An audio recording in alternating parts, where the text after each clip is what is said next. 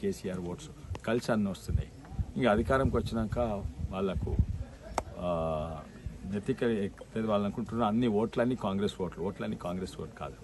అక్కడ ఉన్నప్పుడే ఇంతకుముందు కాంగ్రెస్ ఓట్లు 20% కంటే తక్కువ, 18-19% పడిపోయిందని వాళ్ళకి కూడా తెలుసు. అందుకే ప్రతి దగ్గర డిపాజిట్ అవుతుంది. అయితే ఎట్లా గెలిచిందంటే యాంటీ ఇన్కంబెన్సీ మొత్తము మన బీజేపీని ఇడిచిపెట్టుకొని, ఎందుకంటే మా మీద దుష్ప్రచారం ఏంటంటే మేము వాళ్ళతో పొత్తుందని, కవితను అరెస్ట్ చేయలేదని అవన్నట్టు పోయినాయి. ఇప్పుడు ఎన్నో అయినాయి, అప్పటికిప్పటికి ఎన్నో మార్పులు వచ్చినాయి. ఓ దిక్కేమో రామ మందిరం కట్టింది, ఇంకో దిక్కేమో కవిత అరెస్ట్ అయింది, ఇంకోటి మోడీ వేవ్ స్వీప్ అవుతుంది. ఇవన్నీ కారణాల వల్ల కాంగ్రెస్కు ఓటేసిన వాళ్ళు దాదాపు 60% ఇప్పుడు బీజేపీకి వేస్తున్నారు. అదే కాక టీఆర్ఎస్కి ఓటేసిన వాళ్ళు కూడా దాదాపు 70% బీజేపీకి ఓటేస్తున్నారు. కాంగ్రెస్ ఓటేసిన వాళ్ళు బీజేపీకి ఓటేస్తున్నారు, టీఆర్ఎస్ ఓటేస్తున్నారు, బీజేపీకి ఓటేస్తున్నారు. అయితే మేమేమో ప్రజలతో తిరుగుతున్నాం, మీరు చూస్తున్నారు. కానీ వాళ్ళేమో నాయకులు అంటే తిరుగుతున్నారు, మా దగ్గర జాయిన్ కానీ విచిత్రం ఏంటంటే కాంగ్రెస్ వాళ్ళు కాంగ్రెస్ నాయకులు అంటే తిరుగుతున్నారు. కాంగ్రెస్ అభ్యర్థి ఇప్పుడు ఉన్నారు, ఆయన నిజంగానే ఆయన ఉంటాడో లేకపోతే లాస్ట్ మినిట్ చేంజ్ చేస్తుండొచ్చు. ఎందుకంటే గ్రాఫ్ మొత్తం పడిపోయింది జాయిన్ అయ్యాక.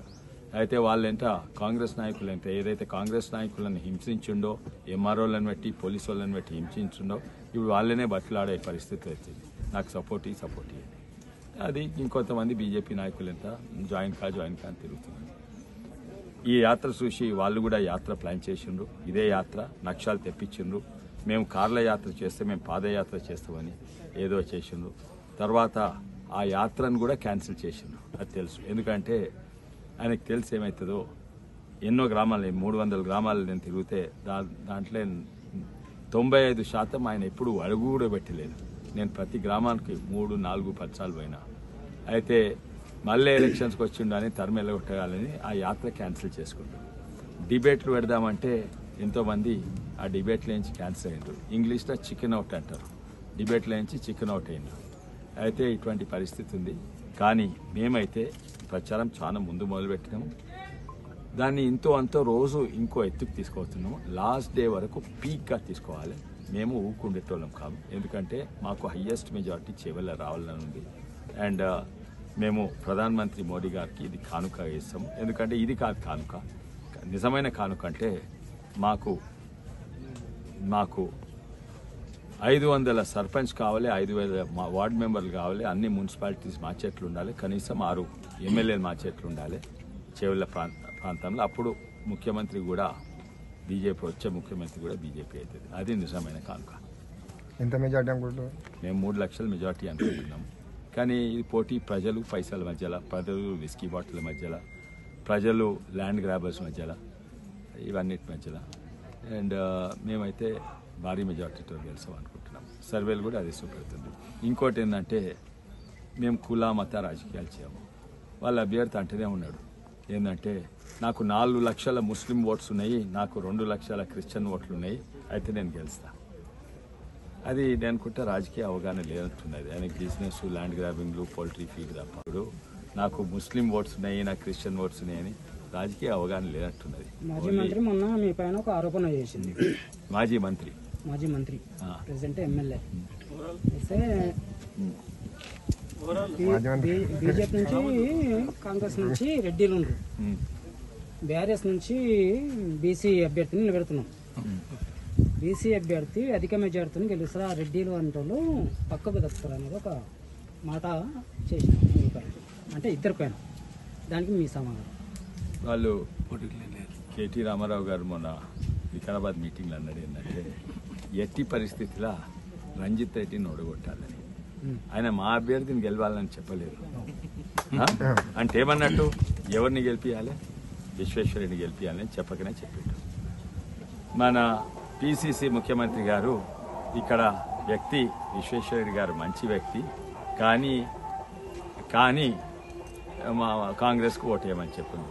అంటే ఏమన్నట్టు బలవంతంగా ఇంకా ముఖ్యమంత్రి నుండి చెప్పాలి, ఏమన్నా నాకు ఓటేయమని చెప్తారా, బీజేపీ కూడా చెప్పడు.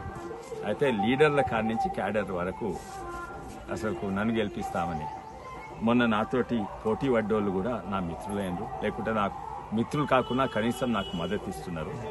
అండ్ టైం కలిసి వస్తుంది, అన్నీ కలిసి వస్తాయి.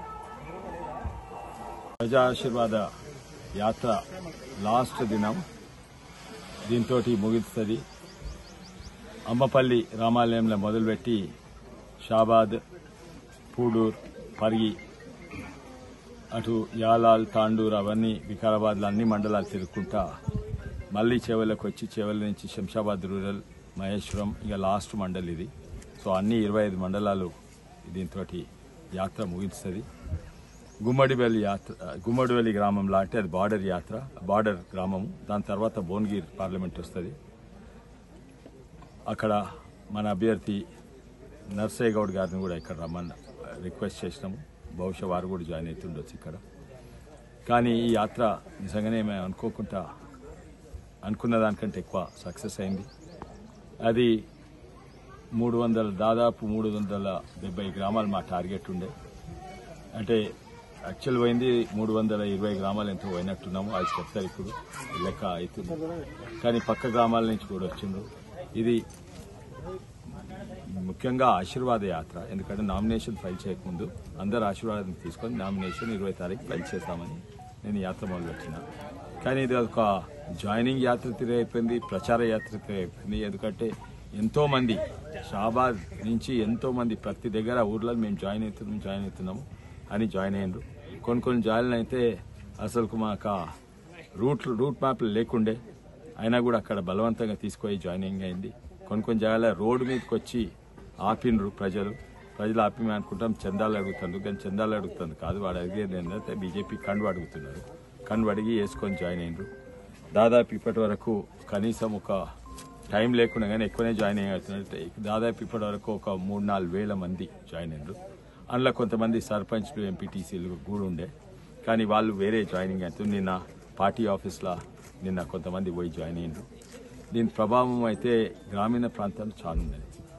ఎందుకంటే ఇప్పటి వరకు అనుకునేది బీజేపీ అంటే బలంగా ఓన్లీ పట్టణంలో ఉన్నది, గ్రామీణ ప్రాంతంగా బలీనం ఉన్నది.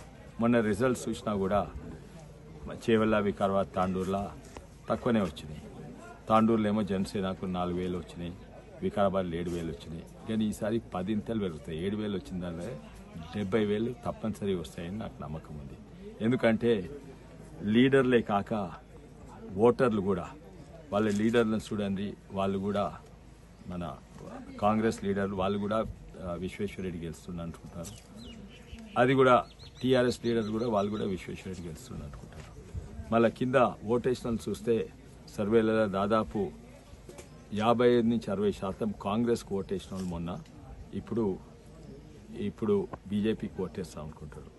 అది కొంతమంది ఆశ్చర్యపోతారు. కానీ దానికి ఇంకా వాస్తవాలు ఏంటంటే మొన్న వచ్చిన కాంగ్రెస్ ఓట్లు అవి నిజంగానే కాంగ్రెస్ మీద ప్రేమతో ఓట్లు కాదు. అవి కాంగ్రెస్ ఓట్లు ప్లస్